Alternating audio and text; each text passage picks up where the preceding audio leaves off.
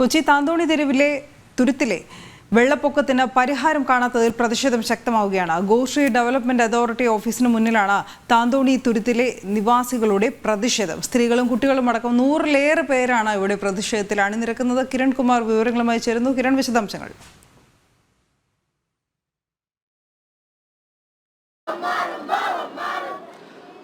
ഈ താന്തോന്നി തുരുത്തിലെ വീടുകളിലേക്കടക്കം വെള്ളം കയറുന്ന വിഷയത്തിൽ ഇതുവരെ പരിഹാരമുണ്ടാകാത്ത ഒരു സാഹചര്യത്തിലാണ് ജനങ്ങൾ ഇപ്പോൾ വീണ്ടും സമരവുമായിട്ട് രംഗത്തേക്ക് എത്തിയിരിക്കുന്നത്. ഗ്രേറ്റർ ഐലൻഡ് ഡെവലപ്മെന്റ് അതോറിറ്റിയുടെ ഓഫീസിന് മുന്നിലാണ് ഇപ്പോൾ ജനങ്ങൾ പ്രതിഷേധം നടത്തിക്കൊണ്ടിരിക്കുന്നത്. സ്ത്രീകളും കുട്ടികളടക്കം 100-ലേറെ ആളുകളുണ്ട്. ഈ ദ്വീപിലെ ഭൂരിഭാഗം ജനങ്ങളും ഇപ്പോൾ ഇവിടെ എത്തി പ്രതിഷേധം നടത്തുന്ന ഒരു സാഹചര്യം തന്നെയാണ് കാണാൻ സാധിക്കുന്നത്. ഇന്നലെ രാത്രി മുതൽ തന്നെ ഈ പ്രദേശത്തേക്ക് വലിയ രീതിയിൽ വെള്ളം കയറിക്കൊണ്ടിരിക്കുകയാണ്. വീടുകളിലേക്ക് വെള്ളം കയറുന്നുണ്ട്. ഇതിന് ഇതുവരെ ഒരു കൃത്യമായ നടപടി ഈ ജിഡയുടെ അധികൃതരുടെ ഭാഗത്തു നിന്നടക്കം ഉണ്ടാകാത്ത ഒരു സാഹചര്യത്തിലാണ് ഇവർ ഒരു പ്രത്യക്ഷ സമര പരിപാടികളിലേക്ക് കൂടി കടക്കുന്നത്. ഏതായാലും ഈ സമരസമിതിയുടെ ഭാഗമായിട്ടുള്ള ദ്വീപിലെ ഒരു താമസക്കാരനായിട്ടുള്ള ആൾ കൂടി നമ്മോടൊപ്പം ഉണ്ട്. ചേട്ടാ, എന്താണ് നിലവിൽ അവിടുത്തെ ഒരു സാഹചര്യം? എങ്ങനെ വെള്ളം കയറിക്കൊണ്ട്? അവിടെ സാഹചര്യം വെച്ചാൽ ഇപ്പോൾ ഒരു 5 ദിവസമായിട്ട് വീടിനകത്ത് വെള്ളം സ്ഥിരമായിട്ട് ഇരിക്കണം. ഇന്നലെ വെള്ളം കൂടുതലായിട്ട് പൊന്തി കട്ടിലിൻ്റെ മുകളിൽ വരെ എത്തി. അപ്പോൾ കഴിഞ്ഞ 19-ാം തീയതി ഇതേ സിറ്റുവേഷൻ ഉണ്ടായിട്ട് ഞങ്ങൾ ഇവിടെ വന്ന് 20-ാം തീയതി കളക്ടർ മീറ്റിംഗ് വിളിച്ച് 20-ാം തീയതി മീറ്റിങ്ങിൽ 10 ദിവസത്തിനുള്ളിൽ ടെൻഡറായി കോൺട്രാക്ട് വർക്ക് എടുത്തിട്ടുണ്ട്. വർക്ക് തുടങ്ങാം, അതിനുള്ള ഓർഡർ ആക്കാമെന്നാണ് കളക്ടർ പറഞ്ഞത്. അതിനിടയിൽ CRS ക്ലിയറൻസ് ആണ് ഇവർ വീണ്ടും ആവശ്യപ്പെട്ടേക്കണം. അത് 27-ാം തീയതി CRSൻ്റെ ഒരു മീറ്റിംഗ് വെച്ചവർ. ആ മീറ്റിംഗ് കഴിഞ്ഞിട്ട് ഞങ്ങൾക്ക് 30-ാം തീയതി ആയിട്ടും 10 ദിവസം എന്ന് പറഞ്ഞാൽ 30-ാം തീയതിയാണ്. 30-ാം തീയതി ആയിട്ട് ഒരു മറുപടി കിട്ടാതെ ആയപ്പോൾ ഞങ്ങൾ 6-ാം തീയതി കളക്ടറൊക്കെ ഉണ്ട്. കളക്ടർ പറയണത് ഞാൻ നിങ്ങളൊരാളായിട്ട് നിങ്ങൾക്ക് വേണ്ടി അവിടെ ജനപ്രതിനിധികൾ സംസാരിച്ചിട്ടുണ്ട്, പക്ഷേ ഒരു മറുപടി അവരുടെ ഭാഗത്തുനിന്ന് കിട്ടിയിട്ടില്ല. അതുകൊണ്ട് നമുക്ക് എത്രയും പെട്ടെന്ന് തീരുമാനം ഉണ്ടാക്കാം എന്നാണ് കളക്ടർ പറഞ്ഞത്. പക്ഷെ ഞങ്ങൾക്കറിയാം ഇനിയും ഇത് തീരുമാനം ആവില്ലെന്ന്. പക്ഷെ എങ്കിലും ഞങ്ങൾ വെയിറ്റ് ചെയ്ത് ഇപ്പോൾ ഈ ഒരു ദിവസം വരെ വീണ്ടും വെയിറ്റ് ചെയ്ത് ഇപ്പോൾ വീട്ടിൽ ഇന്നലെയൊക്കെ കയറി വീടിൻ്റെ അകത്തേക്ക് വെള്ളം കയറി. അപ്പോൾ ഇനിയും എന്തെങ്കിലും ആളപായം ഉണ്ടായാലും അത് വലിയൊരു സങ്കടസ്ഥിതിയാണ്. അതാണ് ഞങ്ങളെല്ലാവരും കൊണ്ട് ഇങ്ങോട്ട് പോകുന്നത്.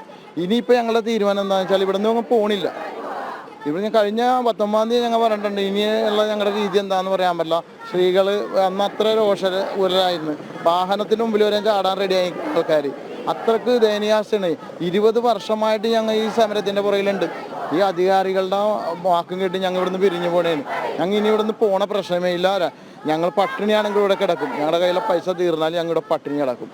അവിടുത്തെ ഈ ഒരു ദുരിതത്തിന് കാരണം എന്താണ്? ഈ എക്കലടക്കം അടഞ്ഞിരിക്കുന്നതാണോ പ്രശ്നം? അങ്ങനെയുള്ള നിരവധി വിഷയങ്ങളുണ്ട്. നമ്മുടെ റോഡുകൾ മെയിൻ്റെനൻസ് ചെയ്യണ പോലെ നമ്മുടെ കായൽ മെയിൻ്റെനൻസ് ചെയ്യണില്ല. എനിക്ക് 53 വയസ്സായി. ഇത്രയും പ്രായത്തിനിടയ്ക്ക് കായൽ മെയിൻ്റെനൻസ് ചെയ്ത് ഇന്നുവരെയും കണ്ടിട്ടില്ല.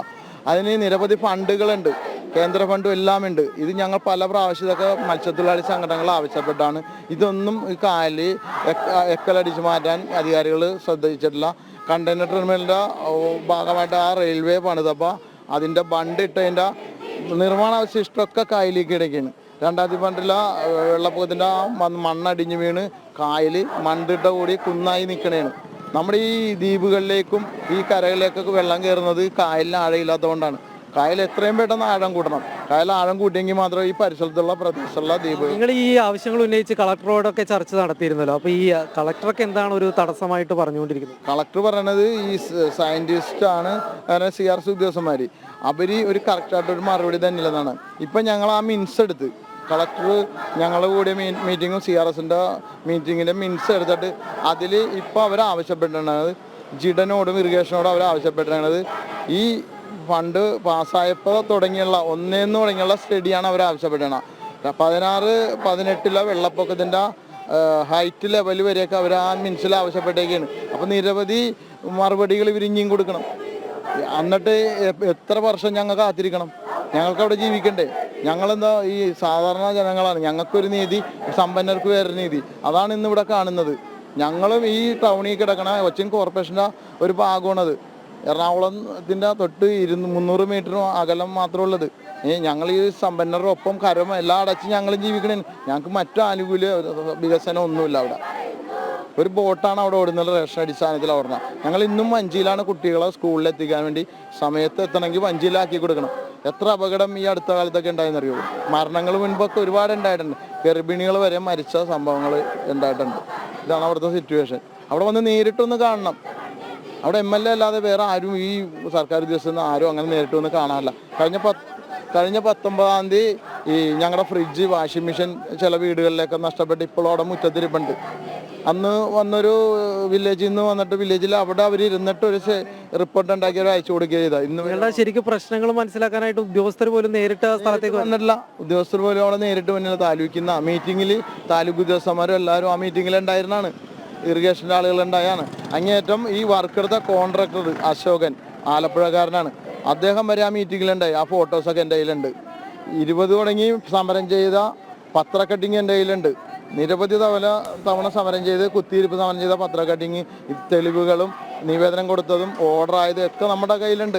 നമ്മൾ ഇത്രയും പ്രകോപനപരമായ ഒരു സമരത്തിലേക്ക് ഞങ്ങൾ കടന്നിട്ടില്ല. പക്ഷേ ഞങ്ങൾക്കും അറിയാം സമരത്തിൻ്റെ രീതി മാറ്റാൻ. ഇനി ഞങ്ങൾ ആ സമരത്തിൻ്റെ രീതി മാറ്റി ഇവിടുന്ന് അത് കണ്ടേ ഞങ്ങൾ ഇവിടുന്ന് പോകുള്ളൂ. അല്ലെങ്കിൽ ഇനി ജീവിച്ചിരുന്നിട്ട് കാര്യമില്ല. ജയിലെങ്കിൽ ജയില്, അല്ലെങ്കിൽ ഞങ്ങൾ ഇവിടെ കിടന്ന് മരിക്കും.